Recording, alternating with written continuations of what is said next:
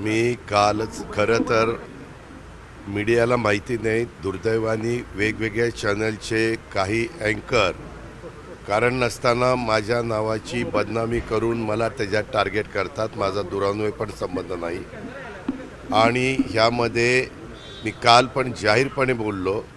मी पहिल्या दिवसापासून आमचे चोबे म्हणून सी पी आहेत. मी पुण्याच्याही सी पीला सांगितलं आणि पिंपरी चिंचवडच्याही. पण पुण्याचे सी पी म्हणले की दादा टोटली केस ही चोब्यांकडे.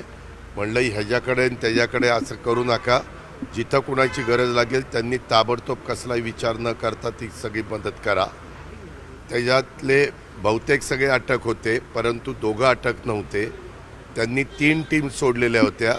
काल पुन्हा मी सकाळी चोबेला सांगितलं की अजून टीम वाढवा, पण ह्यांना अजिबात सोडता कामा नये. ताबडतोब अटक करून ह्यांना जे काही आता नवीन आपण काही कायदे केलेले आहेत, जुने कायदे आहेत, ह्या सगळी कलमं लावून ह्यांचे जे कोणी ह्याच्यात दोषी असतील त्यांच्यावर कारवाई झाली पाहिजे.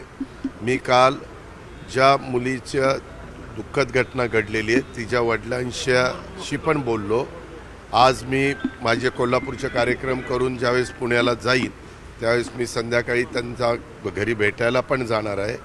माझे इतर पण सहकाऱ्यांना मी पाठवलेलं होतं आणि हे दोघांचं लव्ह मॅरेज झालेलं होतं, परंतु आता तो विषय काढून उपयोग नाही.